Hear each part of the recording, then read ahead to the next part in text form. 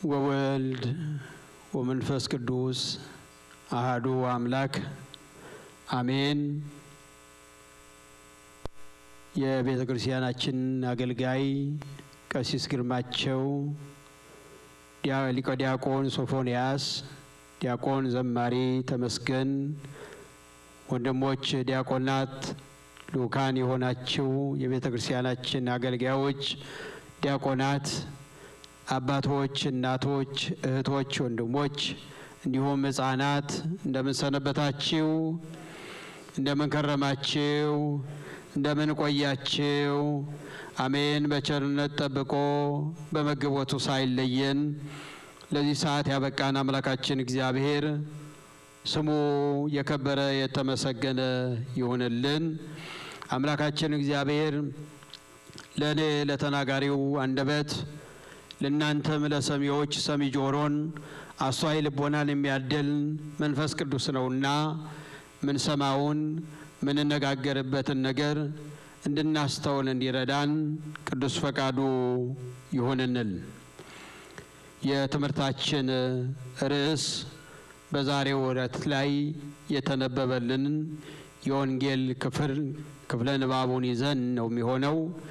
የዮሐንስ ወንጌል ምዕራፍ 5 ከቁጥር 1 እስከ 25 ባለው ቃል ያለነው የትምህርታችን ርዕስ የምናደርገው ሰው የለኝም የሚል ይሆናል። ምን የለኝም? ሰው የለኝም። ይህን የተናገረው ለ38 ዓመት በአልጋ ቁራኛ በደዌታኛ ተይዞ ሲሰቃይ የነበረ በሽተኛ ነው። መጻጉዕ ማለት በሽተኛ ማለት ነው። የሰው ስም አይደለም። ዕለቱ ሰንበቱን ቅዱስ ያሬድ መጻጉዕ ብሎ ሲሰይምልን በሽተኞች የዳኑበትን ዕለት እንድናስብ በበሽታ ያለን ደግሞ ተስፋ እንዲኖረን በማሰብ ነው። መጻጉዕ የታመመ በአልጋ ቁራኛ የተያዘ በደዌ ዳኛ የተያዘ 1 ዓመት 2 ዓመት አይደለም 38 ዓመት ሙሉ አልጋ ላይ ተጣብቆ ይኖር የነበረ በሽተኛ። ይህ ብቻ አይደለም የሚያስደንቀው። 38 ዓመት በአልጋ ቁራኛ ሆኖ መተኛቱ ብቻ አይደለም የሚያስደንቀው። የመዳኛው ስፍራ አጠገቡ ነበር። ቤተሳይዳ በተባለች አካባቢ 5 መመላለሻ አሏት በተባለችዋ በዚያ ስፍራ ለረጅም ዘመናት ለረጅም ጊዜ ተኝቶ መልአኩ መጥቶ የመጠመቂያውን ስፍራ አንዴ ሲመታው መጀመሪያ ቀድሞ የገባ ሰው ይድናል። መልአኩ ያን ውሃ ያናውጸዋል። ያን ጊዜ ዘሎ የገባ በሽተኛ ዓይን የሌለው ከሆነ ዓይኑ ይበራል። እግሩ የማይሰራ ከሆነ ልምሾ ከሆነ እግሩ እንደሚሰራ ሆኖ እንዲራመድ ይሆናል። እጆቹ የሰለሉ ከሆኑ እጆቹ እንዲሰሩ ይሆናል። መጀመሪያ የገባ ሰው ይድናል። ይሄ ሰው መጀመሪያ የሚገባበት አጋጣሚ አላገኘም። ለምን? ከበሽታው ጽናት የተነሳ። ለምን? ተንከባክቦ የሚወስደው ሰው ስለሌለ። ለምን? ወደዛ ወደ ጸበሉ የሚያስገባው ጎበዝ ጀግና ስለሌለ። 1 ዓመት 2 ዓመት 3 ዓመት 38 ዓመት ሰዎች ከዛ ተፈውሰው ከደዌ ድነው ከበሽታቸው ድነው እልል ሲሉ ሲያመሰግኑ ከታሰርኩበት ማይሰር ተፈታው፣ በሽታዬ ለቀቀኝ፣ ጤናዬ ተመለሰ ብለው ሲያመሰግኑ እሱ አልጋው ላይ ተኝቶ ሰንብቷል፣ ከርሟል። 38 ዓመት በሽተኛ ሆኗል።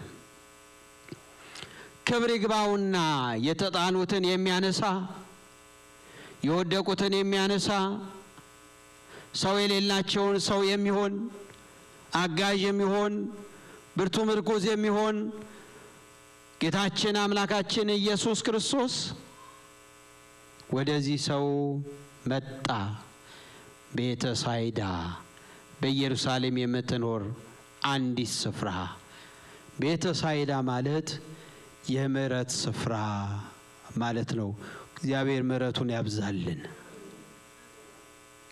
የምህረት ስፍራ የሚማሩ ከደዌያቸው የሚፈወሱ ከበሽታቸው የሚላቀቁ ብዙ ሰዎች ያገኙባት ስፍራ ያች ቤተሳይዳ 5 ስፍራ አላት። 5 መግቢያ መውጫ አላት። የበጎች መሰማሪያም ትባላለች። በዚች በቤተሳይዳ ነው እንግዲህ 38 ዓመት ተኝቶ የነበረው ሲሰቃይ የነበረው ይህ ሰው መጻጉዕ በሽተኛው ሰው የለኝም ያለው ክርስቶስ ወደዛ ሄደና ወደሱ ወደ ማደሪያው ወደ ስፍራው ሄደና እንዲህ ብሎ ጠየቀው። ልትድን ትወዳለህን አለው። ይህን ቃል ሰምቶ አያውቅም። ማንም ነግሮት አያውቅም። ማንም ጠይቆት አያውቅም። ተረስቷል ከሰው ዘንድ። ሰዎች ዘንግተውታል። ከነመኖሩም ረስተውታል። ከበሽታው አይደለም፣ እግዚአብሔር ይማር የሚለው አይደለም፣ ከነመኖሩ ረስተውታል። እንኳንስ እግዚአብሔር ይማር ሊሉት እንኳን ሊያጽናኑት ከነመኖሩ ረስተውታል። ሰዎች ትንሽ ታማችሁ 1 ቀን 2 ቀን 3 ቀን ሳምንት ስትታመሙ የሚያስታምማችሁ አይጠፋም። ሰምቼለው ብሎ የሚመጣ ሰው አይጠፋም። ወር ሲሞላችሁ እየቀነሰ 2 ወር ሲሞላችሁ እየቀነሰ 3 ወር ሲሞላችሁ እየቀነሰ 6 ወር ሲሞላችሁ እየቀነሰ ዓመት ሲሞላችሁ እየቀነሰ ከመዳናችሁም ከመፈወሳችሁም ከመኖራችሁም ሆስፒታል ትሆኑ ቤታችሁ ትሆኑ የት ትሆኑ ከነ እየተረሳችሁ ትመጣላችሁ። ይህ ሰው እንዲህ ተረስቷል፣ ተዘንግቷል። ክርስቶስ መጣ። በአጭር ቁመት በጠባብ ደረት ተወስኖ በዚህ ዓለም በሚመላለስበት ሰዓት ላይ ወደዚህ ወደ መጻጉዕ ወደ በሽተኛው ቤት ሄዶ ልትድን ትወዳለህን አለው። በደዌ ዳኛ የተያዘ በአልጋ ቁራኛ የተያዘ 38 ዓመት ሙሉ አልጋ ቁራኛ ሆኖ ሲሰቃይ የነበረ በደዌ ተይዞ የነበረ ይሄን ቃል ሲሰማ ደስ አለው። አንድም ክርስቶስን ሲያየው የ30 ዓመት ጎልማሳ ነው፣ ወጣት ነው። አፈፍ አድርጎ ወስዶ ጸበል ውስጥ ይጨምረኛል፣ መጠመቂያ ውስጥ ይጨምረኛል። መልአኩ መጥቶ ሲመታው ሲያናዋውጸው የመጀመሪያው ገቢ እንድሆን ያደርገኛል። ጉልበት አለው፣ አቅም አለው፣ እኔን ተሸክሞ ይወስደኛል ብሎ አዎ ጌታ ሆይ ወደ መዳን እፈልጋለሁ፣ ሰው ግን የለኝም። እግዚአብሔር ሁላችንም ከዚህ ይሰውረን። በሰው ተከባችሁ ሰው የሌላችሁ ሰዎች ትኖራላችሁ። በሰው ተከባችሁ ሰው የሌላችሁ ሰው ደግሞ በመከራ ጊዜ ነው የሚታየው። የደስታችሁ ጊዜ ብዙ ተሰላፊ ታገኛላችሁ። የመከራችሁ ጊዜ የሐዘናችሁ ጊዜ እንባችሁ በሚፈስበት ሰዓት ላይ እንባችሁን የሚያብስላችሁ፣ ሐዘናችሁን የሚያስረሳችሁ፣ ቁስላችሁን የሚያክምላችሁ፣ ደዌያችሁን የሚጠግንላችሁ ሰው የለኝም ማለት። ጌታ ግን እንዲህ አለው፣ አልጋህን ተሸከምና ተነሳ። 38 ዓመት አልጋውን ተሸክሞ የኖረው ተሸክማው የኖረችውን አልጋ ወዲያውኑ አፈፍ ብሎ አልጋውን ተሸክሞ ተነሳ። ክብር ምስጋና ለአምላካችን ይሁን። መጻጉዕ ተፈወሰ፣ ከደዌው ዳነ። ያ የአልጋ ቁራኛ ሆኖ ሲሰቃይ የነበረው በሽተኛ አልጋውን ተሸክሞ ተነሳ፣ ሄደ። ይሄ ዕለት ደግሞ ሰንበት ነበረ፣ ቀዳሚት ሰንበት፣ የአይሁድ ሰንበት።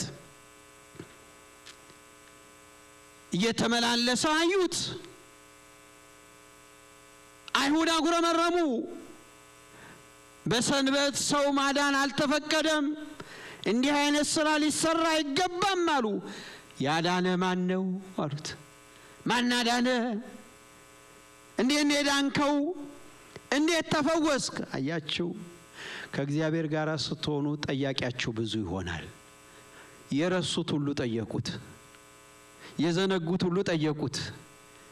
ፈሪሳውያን ተመጻዳቂዎቹ ስርዓት አክባሪ ነን ያሉት የረሱት የዘነጉት። አሁን ክርስቶስ ተነሳ አልጋን ተሸክመ ሂድ ብሎ ሲለው ተሸክሞ ሲሄድ አዩት። አይተውት ግን ደስ አላላቸውም። አያችሁ፣ አንዳንድ ሰው በደስታችሁ ላይ እንባ እንድትጨምሩ ያደርጋል። በደስታችሁ አይድራዳም። ደስታችሁ እንባ እንዲኖርበት፣ እንድታለቅሱ እንድታነቡ ያደርጋል። መጻጉዕ ደስታው ነው ዛሬ። ቆመ፣ ተነሳ፣ አልጋውን ተሸከመ፣ መራመድ ቻለ፣ ከበሽታው ተፈወሰ። አይሁድ ግን አጉረመረሙበት፣ ተሳለቁበት። በደስታው ላይ እንባ እንዲጨምሩበት፣ ደስታውን እንዳያጣጥም አደረጉት። ማን ያዳነ?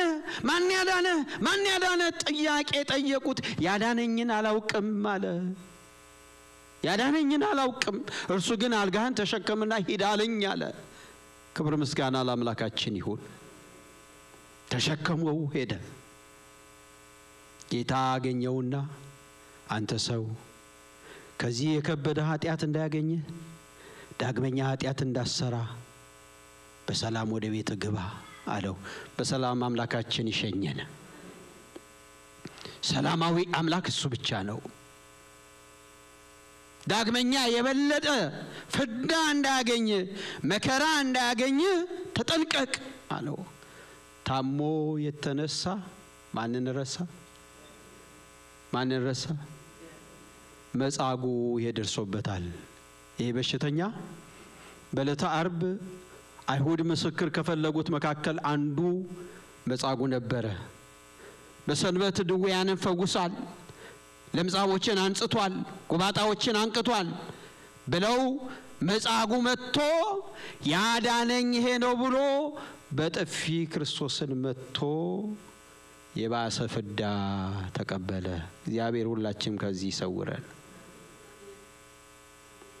መጻጉዕ ያ ሰው የለኝም ያለው ሰው አይሁድ ሲተባበሩ ከነሱ ጋር ተባበረ። ሰው የለኝም ያለው ሰው ከሰዎች ጋር አብሮ ተባበረ። ከህብረቱ ጋር ሆነ፣ ከአንድነቱ ጋር ሆነ፣ ከሰቃላያኑ ጋር ሆነ፣ ከነሱ ጋር ተባበረ።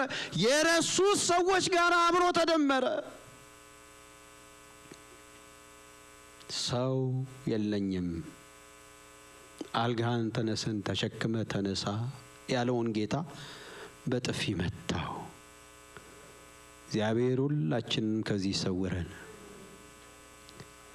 መጻጉዕ ተፈወሰ፣ ዳነ። ምንም እንኳን የዳነበት ዕለተ ሰንበት ቢሆንም ጌታ የመጣው ለበሽተኞች ፈውስ ሊሰጥ፣ ድህነት ሊሰጥ፣ ከበሽታቸው ሊያላቀቃቸው ስለሆነ በነፍስ ያለውን ደግሞ ከነፍስ በሽታ ሊያድነን ስለሆነ ክርስቶስ ቀዳሚት ሰንበትን አክብሮ መጻጉዕን ፈውሶታል። ክርስቲያኖች ሁላችንም እንደምናውቀው በቤተ ክርስቲያናችን ሁላችንም እንደምንረዳው በየዓመቱ እንደምትማሩት ይህን መጻጉዕን ስናስብ ሁላችን ልናስበው የሚገባው ነገር አለ። መጻጉዕ በሽተኛ ሆኖ እንዴት እንደተፈወሰ ሁላችንም ተረድተናል፣ ሁላችንም አውቀናል። ዛሬ እንደ መጻጉዕ የሚታመሙ ሰዎች ይኖራሉ። እንታመማለን በስጋ። የስጋ በሽታ አይደለም እግዚአብሔርን የሚያስቀናው። አሁን የነፍስ በሽታችን የተኛንበት አልጋ፣ እንቅልፍ የተኛንበት በሽተኞች ሆነን፣ ጎባጣዎች ሆነን፣ ሃንካሳን ሆነን፣ ለምጻሞች ሆነን፣ ልምሾች ሆነን እየተመላለስን ያለንበትን ያንን ደዌያችንን ሊያረቅልን ይፈልጋል። በቤተ ክርስቲያን 4 አይነት ደዌዎች አሉ፣ በሽታዎች የሚባሉ። አንደኛው ደዌ ዘሴት ይባላል፣ የደስታ በሽታ።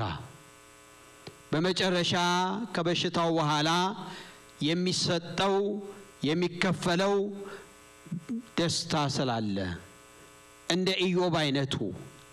ኢዮብ ልክ እንደዚህ እንደ በሽተኛው 38 ዓመት ሙሉ የውስጡ ሰውነት የውስጡ አካል ወደ ውጭ እስኪወጣ ድረስ በገል እስኪፈቀፍቅ ድረስ ህመሙን፣ ደዌውን፣ በሽታውን፣ ቁስሉን በገል እስከሚፈቀፍቅ ድረስ 38 ዓመት ሙሉ ታሟል።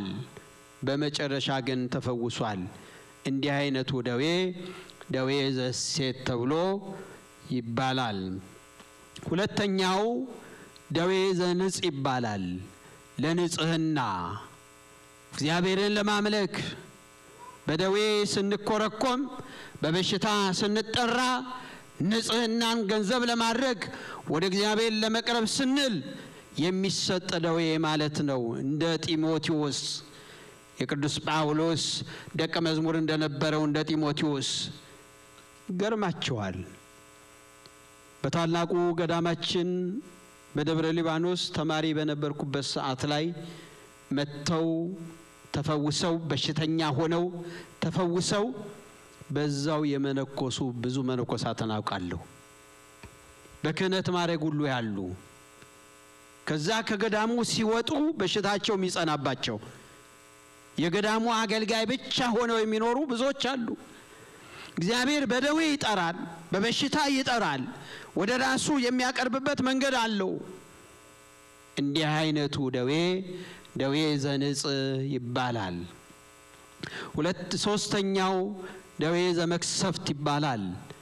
መክሰፍት የሚያመጣ ደዌ ማለት ነው። ይሄ ደግሞ እንደ ናቡከደነጾር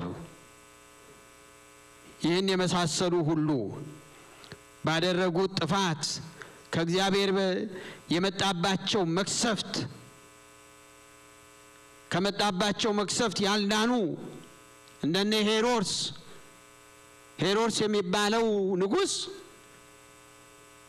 ደዌ የመጣበት በሽታ መጥቶበት እንደ አውሬ ሳር አስግጦታል። እግዚአብሔር አውሬ ሆኖ 7 ዓመት አውሬ ሆኖ ሳር አስግጦታል።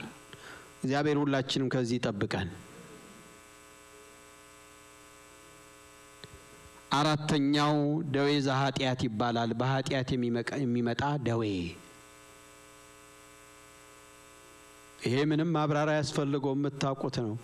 ከዛም ከዚህም ሲባል የሚመጣ ዛሬም ጭምር ደዌ ዘኃጢአት ይባላል። በኃጢአት ምክንያት የሚመጣ እግዚአብሔር የሚቀጣበት ምክንያትም አለው። ስለዚህ እኛ እንደ መጻጉዕ አሁን ያልታመምን፣ አልጋ ላይ ያልተኛን፣ እንደ መጻጉዕ 38 ዓመት ያልሞላን፣ በሽታ የሌለብን ልንሆን እንችላለን። እግዚአብሔር ዛሬ ደዌያችንን የሚያው የነፍስ ደዌያችንን ነው፣ የነፍስ በሽታችን። በዚህ በቤተ ሳይዳ ለምጻሞች ነስተዋል። በዚህ በቤተ ሳይዳ እውራን በርተዋል። በዚህ በቤተ ሳይዳ ጎባጦች ቀንተዋል። በዚህ በቤተ ሳይዳ የማይራመዱ ተራምደዋል። መጻጉዕ ተፈውሷል፣ ከበሽታው ድኗል። ሰው የለኝም ያለው ተፈውሷል። ክርስቲያኖች በዚህ ንባብ ላይ ብዙ የምናስባቸው፣ ብዙ የምንማራቸው፣ ብዙ አውጥተን አውርደን የምንይዛቸው ኃይለ ቃላቶች አሉ። ብዙ ነገሮች በቤተ ሳይዳ በምህረት ቦታ የምህረት ስፍራ በተባለችው ቦታ ላይ ይገኙ የነበሩ በአምስቱ አመላለሾች በአምስት መንገዶች የተመሰሉ ብዙ ምስጢራት አሉ። ከተለያየ በሽታ የተፈወሱባት ቦታ ናት። ከተለያየ ደዌ የተፈወሱባት ቦታ ናት። እነዚህ ሁሉ የዳኑባት ስፍራ ቤተ ሳይዳ የምህረት ቦታ ትባላለች። ዛሬ ቤተ ክርስቲያን የምህረት ቦታ የምትባል ናት። ይሄ አውዱ ይሄ አካባቢ ምንድነው የሚባለው? አውደ ምህረት። የምን አውድ? የምህረት አውድ፣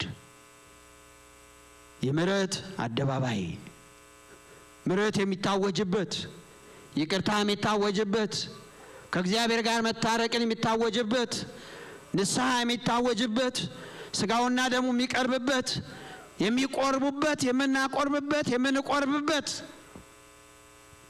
ታረቁ እንታረቅ ብለን የምናወጅበት ስፍራ አውደ ምህረት ይባላል። ቤተ ሳይዳ ናት ቤተ ክርስቲያን። የምህረት አውድ ናት ቤተ ክርስቲያን። የይቅርታ አውድ ናት ቤተ ክርስቲያን። ሰዎች ሁሉ የሚማሩባት ናት ቤተ ክርስቲያን። የተመለሱ ሁሉ ይቅር የሚባሉባት ናት ቤተ ክርስቲያን። የታመሙ ሁሉ የሚፈወሱባት ናት ቤተ ክርስቲያን። በደዌ ነፍስ ያሉ ሁሉ፣ የተጨነቁ ሁሉ፣ የተረበሹ ሁሉ፣ የታወቁ ሁሉ ፈውስ የሚያገኙባት ናት ቤተ ክርስቲያን። መጽናኛ ናት ቤተ ክርስቲያን። እረፍት ማግኛ ናት ቤተ ክርስቲያን። የደስታ ቦታ ናት ቤተ ክርስቲያን። እንባ የሚታበስባት ናት ቤተ ክርስቲያን። ታውቃላችሁ አሁን ምን ያህሎቻችሁ ሰው የሌላቸው ሰዎች እንዳሉ ታውቃላችሁ?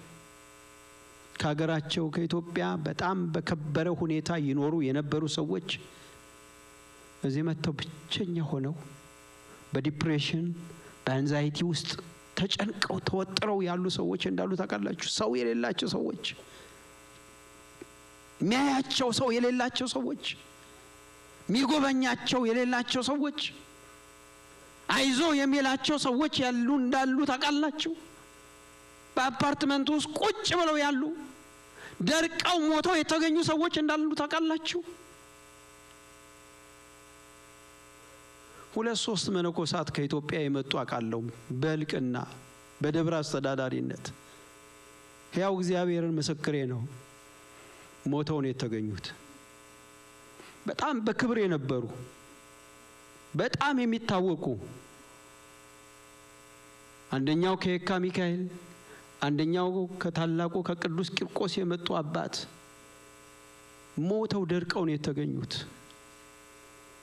እግዚአብሔርን ሁላችንም ከዚህ ነገር ይጠብቀን። በክብር የነበሩ ሰዎች ናቸው ምነግራችሁ። በአካል የምናውቃቸውን ነው ምነግራችሁ። የማይታወቁ ደግሞ ብዙ ናቸው። የሚሰማው ብዙ ነው።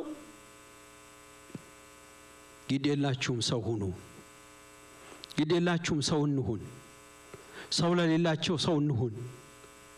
ለሚያለቅሱ እንባቸውን እናብስ። አናስለቅሳቸው፣ አናበሳጫቸው።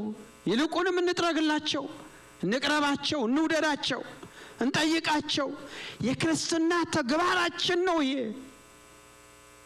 ያላቸው ጋራ ብቻ መሄድ አይደለም ክርስትና። ሰዎች የበዙበት ስፍራ ላይ መገኘት ብቻ አይደለም ክርስትና። አንዱን ነው እኮ ጌታ የሚጠይቀው። ተርቤ አብልታችሁኛል ወይ ነው የሚለው። ስለዚህ ክርስቲያኖች ሰው የለኝም ያለው መጻጉዕ አካባቢው ላይ ሰዎች ሳይኖሩ ቀርተው አይደለም። በአካባቢው ሰው የለም ማለት አይደለም። በስፍራው ምንም አይነት ሰው የለም ማለት አይደለም። እሱን የሚያየው ግን ሰው አልነበረውም። እሱን የሚረዳው ግን ሰው አልነበረውም። እሱን ወደ ውሃው የሚወስደው ግን ሰው አልነበረውም። እሱን ወደ መጠመቂያው የሚወስደው ግን ሰው አልነበረውም። ብቸኛ ነበረ 38 ዓመት ሙሉ። ስለዚህ ይሄ የሚያስተምረን ምንድነው?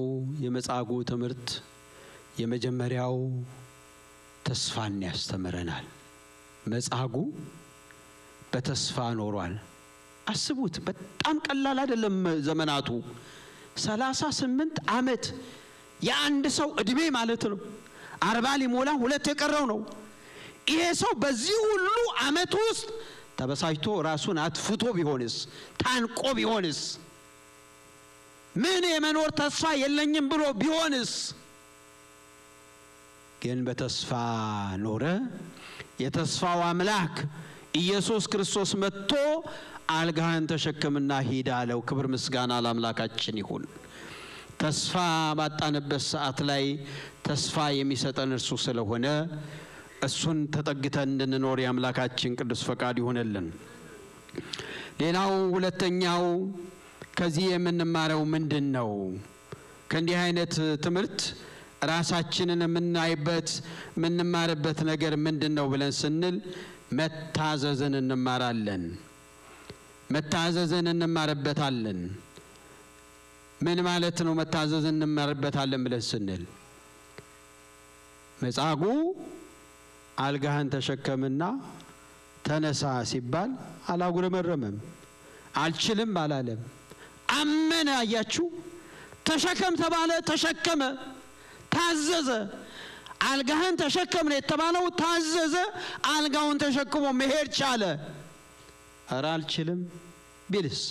ኧረ አይሆንልኝም ቢልስ? ኧረ መሸከም አልችልም ቢልስ? አይሆንለትም ነበር። ጌታን ያዘዘው አልጋህን ተሸከምና ተነስ አለው። አልጋውን ተሸክሞ መራመድ ቻለ።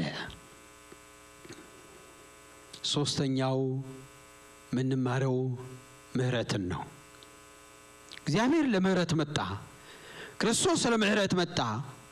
ሰው የሌላቸው ሰው ከጎናቸው ቆሞ ሊያድናቸው፣ በሽታቸውን ሊፈውስ፣ ደዌያቸውን ሊያርቅ ክርስቶስ መጣ።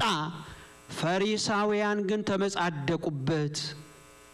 በዳነው ላይ ተሳለቁበት፣ በተፈወሰው ላይ ተሳለቁበት። ምህረትን እንጂ ሌላ ነገር ከናንተ አልሻም አለ። ምህረትን፣ የምህረት አምላክ እርሱ ምሰጣችሁ ምህረትን ነው። የመጣሁት ለምህረት ነው። የመጣሁት ለይቅርታ ነው። ምህረትን እሰጣችኋለሁ አለ። ምህረትን አደረገለት። አይሁድ ፈሪሳውያን ግን አጉረመረሙ። ማን ያዳነ? ማን ያዳነ? እንዴት ዳንክ? እንዴት ጋንክ? እንዴት ዳንክ ብለው ይደነቁ ጀመር። ክርስቲያኖች፣ እግዚአብሔር የሚገርማችሁ ባለን ነገር እንድንጠቀም የሚያደርግ ነው። በእምነት ካለን ባለን ነገር እንድንጠቀም ያደርጋል። ስለዚህ በክርስቶስ ተስፋ ማድረግ፣ መታዘዝን፣ ለክርስቶስ ለቤተ ክርስቲያን መታዘዝን ያስተምረናል። ምህረት ማድረግን ያስተምረናል። አራተኛው ደግሞ የጌታ ኃይል ምን ያህል ኃይል እንዳለው ተመልከቱ። 38 ዓመት የበሽተኛ ሆኖ የኖረው ሰው አልጋህን ተሸከምና ሂድ ብሎ ኃይሉን አሳይቷል። ክብር ምስጋና ለአምላካችን ይሁን። ኃይሉን ብዙ በሽተኞችን ፈውሷል። የ38 ዓመት በሽተኛ ሆኖ የተኛውን ሰው ግን ከና አልጋ ተነሳ ነው ያለው። አልጋህን ተሸክመ ሂድ ነው ያለው። ክርስቶስ በቃል የፈወሳቸው አሉ፣ ነክቶ የፈወሳቸው አሉ። በቃል ከተፈወሱት ውስጥ አንዱ መጻጉዕ በሽተኛው አልጋህን ተሸከምና ተነሳ ያለው። ዳሷቸው የተፈወሱ አሉ። ቃል ብቻ አውጥቶ ልጅህ ተፈውሶልሃል ብሎ የተፈወሱ አሉ። መጻጉዕ የሆነው እንደዛ ነው። አልጋህን ተሸከምና ተነሳ። ስለዚህ ክርስቲያኖች፣ መጻጉዕ ሰው የለኝም አለ። ዛሬ ሰው ያስፈልጋል። አሜሪካ የሰው ረሃብተኛ በዝቷል። ሰው ብቸኛ ነው። ብቻውን ያወራል። ስልኬን ይላል፣ ስልኩን ጆሮ ላይ አድርጎ ስልኬን የት ነው ያለው ይላል። ቁልፌን የት ነው ያረኩት ይላል። ይሄ ሁሉ እኮ የጭንቀት ነው፣ የሐሳብ መወጣጠር ነው። አንዳንድ ሰው እኮ የሚጥለው ጋርቤጅ ውስጥ ሊጥል የሄደውን ዕቃ ሌላ ነገር ጥሩ ነገር ጥሎ ይመጣል። ጥሩ ነገር ቆሻሻውን ጥሩ ነገር ልብስ የጣሉ ሰዎች እናውቃለን። የሚለብሱትን ልብስ ጋርቤጅ ጥለው ቆሻሻውን ስራ ቦታ ይዘው ሄዱ ሰዎች እናውቃለን። ቆሻሻውን የጋርቤጅ ዕቃው በአንድ አይነት ፌስታል ውስጥ አድርገው። ሀገሩ ብዙ ነው የሚያመጣው። ለምን? ጭንቀቱ ብዙ ስላለው፣ ሐሳቡ ጥረት ስላለው። ከለመንነው ከኖርንበት ከምንኖርበት ዓለም ተለይቶ ለብቻ የተሰራ ዓለም ስለሆነ፣ ግላዊነት የሚታይበት ዓለም ስለሆነ፣ ስለዚህ አንደኛችን ለአንደኛችን ሲያጠገባችሁ ቆመው ሲያስቀድሱ የነበሩ ሰዎች የት ሄዱ ብላችሁ ጠይቃችሁ ታውቃላችሁ? ማን ምን ሆነ ብላችሁ ጠይቃችሁ? እንደው ሌላ ሩቅ አትሂዱ። አጠገባችሁ የነበሩ ሰዎች ታመው ይሁን በበጎ ነገር ይሁን ኢትዮጵያ ሄደው ይሁን የት ሄደው እንደሆነ እንኳን ጠይቃችሁ ታውቃላችሁ? አልጠየቅንም። የሚገርማችሁ እዚህ ሀገር አንድ የተለመደ አባባል አለ። ልክ ልደውልልህ ሳስብ ነው የደወልከው ይላል ሰው ሁሉ። ገጥማችሁ ያውቃል? እኔ ብዙ ጊዜ ገጥሞኛል። ልክ ልደውልልህ ስል ብዙ ሰው ነው የሚለኝ፣ ብዙ ሰው። የሚያሳየው ምን እንደሆነ ታውቃላችሁ? በሐሳብ አለን ማለት ነው። ተግባር ላይ የለንም። ሐሳብ አለ ግን ይመሻል ይነጋል፣ ይመሻል ይነጋል። 24/7 ይሄዳል። በቃ ወራቱ ይሄዳል። ሐሳብ ውስጥ አለን ማለት ነው። ለመደወል ከዛ እንትና ጋራ ለመገናኘት ሐሳብ አለን ግን ተግባር ላይ የለም። ስለዚህ ልክ ሲደውል ወይ ስትደውል ልደውልልህ ስል እንባባላለን። ስለዚህ ክርስቲያን በተስፋ የሚኖር ነው እንደ መጻጉዕ። በተስፋ ለመኖር ደግሞ እርስ በርሳችን መተዛዘን፣ መከባበር፣ እርስ በርሳችን የት ነህ፣ የት ጠፋሽ፣ የት ጠፋ፣ ምን ሆንክ፣ ምን ሆንሽ እየተባባሉ መኖር ያስፈልጋልና ብዙ ሰዎች በሰው ተከበው ታላላቅ ሕንጻ ላይ ኖረው ብቸኝነት ያጠቃቸው ሰዎች አሉና እነሱን እንድናይ እንድንጎበኝ የአምላካችን ቅዱስ ፈቃዱ ይሆነልን።